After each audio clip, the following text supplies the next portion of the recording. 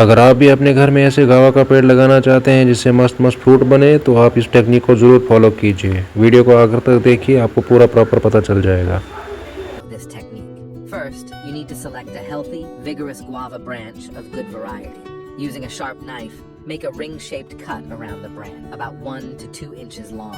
Now take a carrot and slit it from the middle to take out its internal part and set it on the branch. Carrot helps keep the branch hydrated, which is crucial for root development. Then take a 250 ml plastic glass.